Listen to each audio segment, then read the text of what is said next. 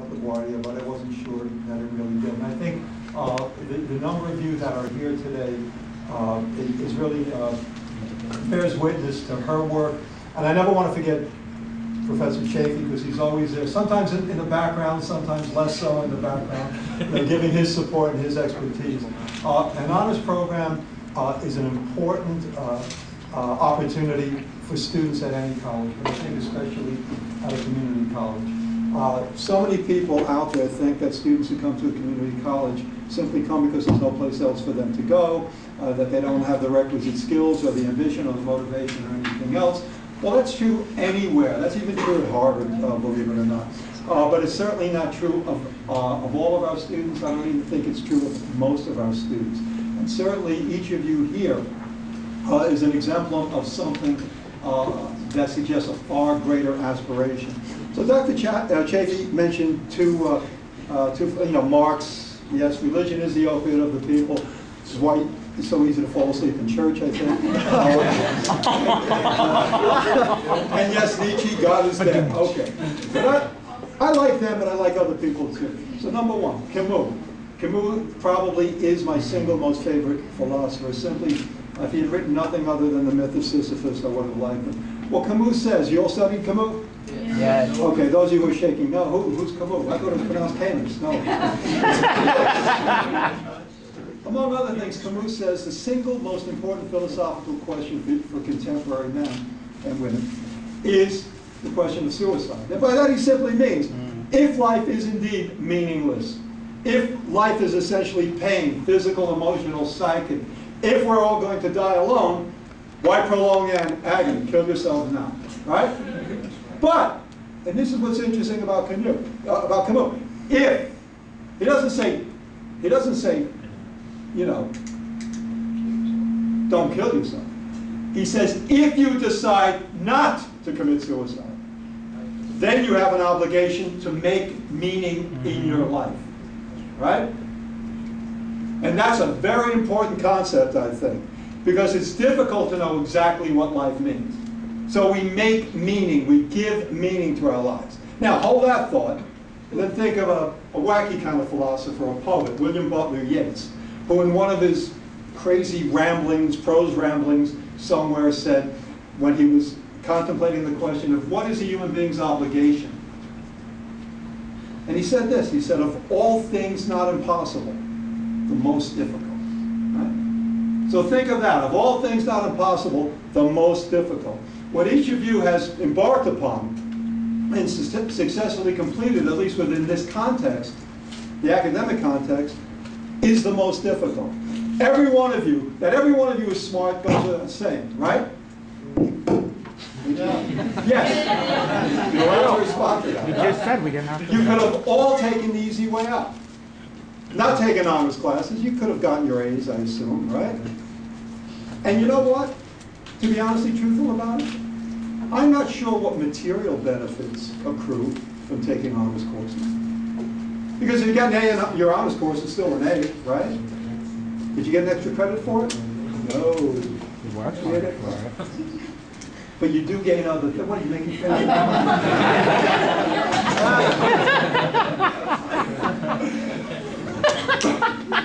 But what you have gained is not only the absolute evidence and assurance that you can do the work. Right?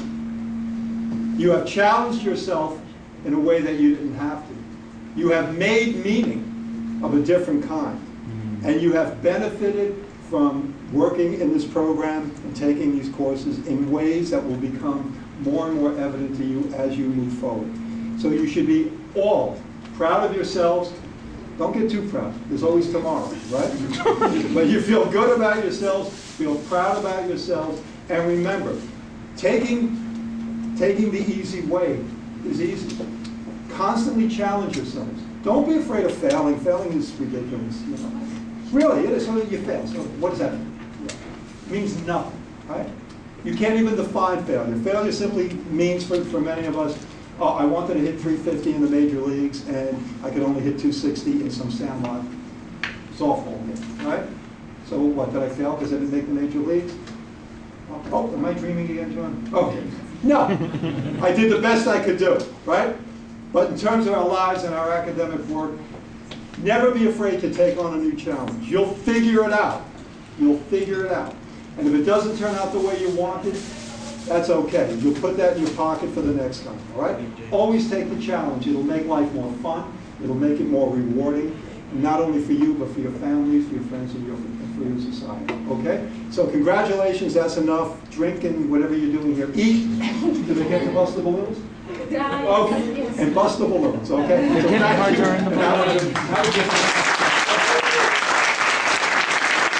you. This semester we are starting to recognize students who have completed 4 or more honors courses. We're identifying these students as being on the honors track. So they're on track to receive or to complete 7 honors courses and hence complete the honors concentration. So I want to take this opportunity to present these 4 students with certificates. Indra Bohara, Kevin Magana, Cleveland Murray, and Christian Aves Sanchez. Could you please come up?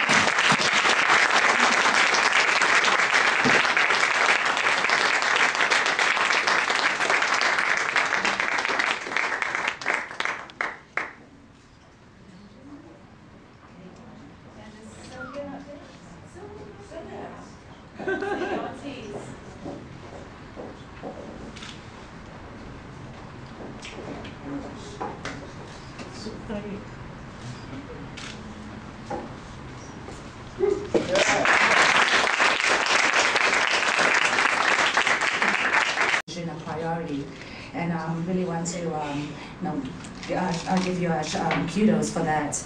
I hope that many of you think about and look at the spring honors course offerings and do your best to find a way to schedule them into your spring semester. This semester also saw the birth of the Honors Students Advisory Committee, or HSAC as we fondly call it. The members of this newly formed committee walked into a situation that had no rules or no formal framework, just the mission to invent ways to bring together an honors community to voice the interests of participants of the honors program. And the committee members did just that. Despite juggling multiple responsibilities, as all of you do, they met every single week throughout the semester to learn about the program, to brainstorm ideas for its development, and to plan today's event. They have started to build something from scratch, and I hope that many of you will join in and support the efforts of these pioneers in the coming semester. In recognition of their work, we would like to present these tokens of appreciation to this semester's HSAC members. Please come up, Maria Acosta, Kichiro Ishikawa.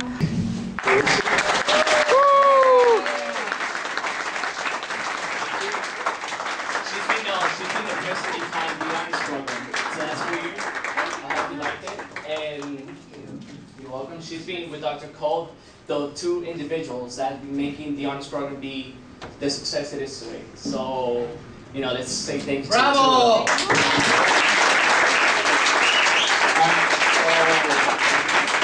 I'll pass the mic to Kevin, and he'll wrap it up. Okay. Okay, so I would again like to extend. Oh yeah. All right. I like this one. Okay, so I would like to extend my gratitude to all the HVAC members. It's been a pleasure working with you, and I look forward to continue working with you for the spring. I would also like to extend my gratitude for the volunteers, the advisors, Dr. Colin Coe and Ms. Burke, and for helping make this event a success. Honestly, you guys have had fun, yes? Yeah. Feeling good? Yes. I would also like to thank the honors faculty for supporting us and engaging us in such a profound way. I see Dr. Blagojevich, I see Dr. John Chilton.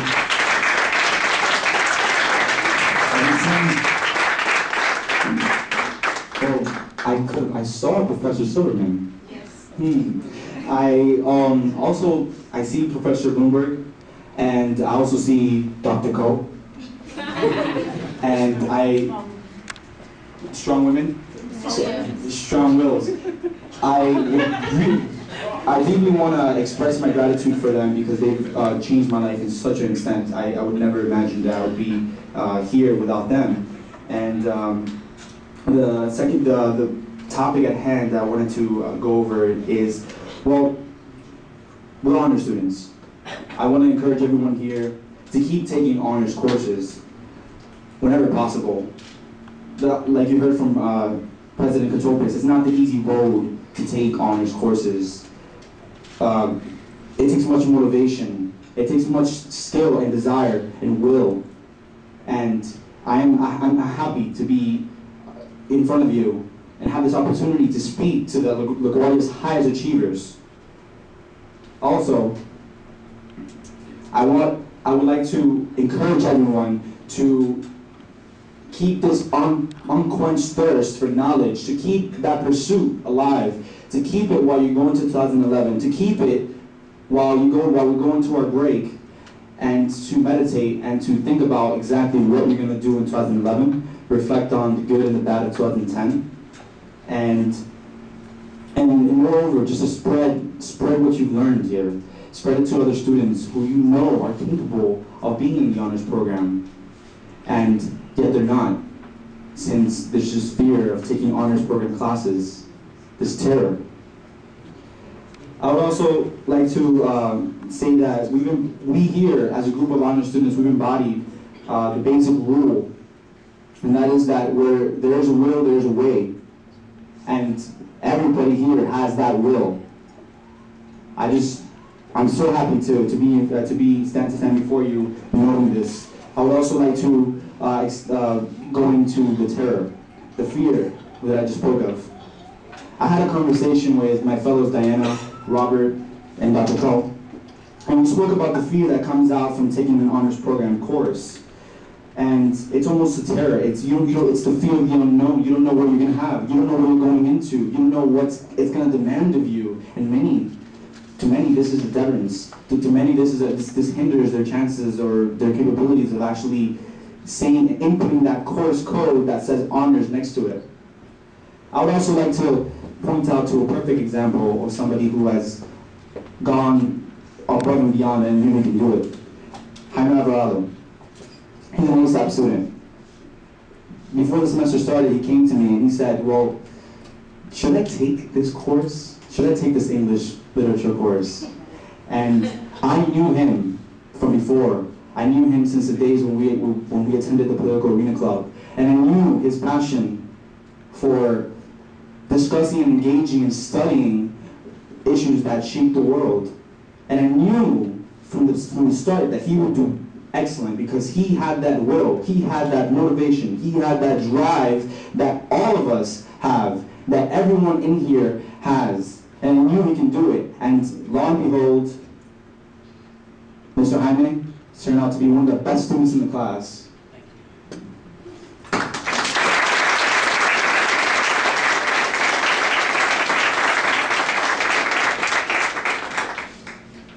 So, just to wrap up what I was going to say, I would actually, on behalf of the Honors Student Advisory Committee, I would like to extend our gratitude for coming to this event. I would like to also wish everyone the best of luck studying for the finals. I know you guys are like ticking away, like I gotta go study. But best of luck with the finals, and you know, you can find the Honors Student Advisory Committee.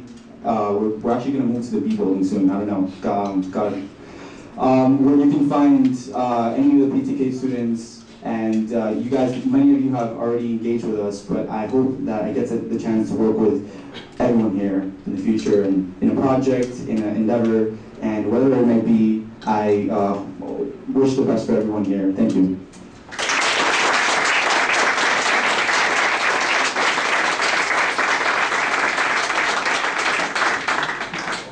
All right, see you all next semester.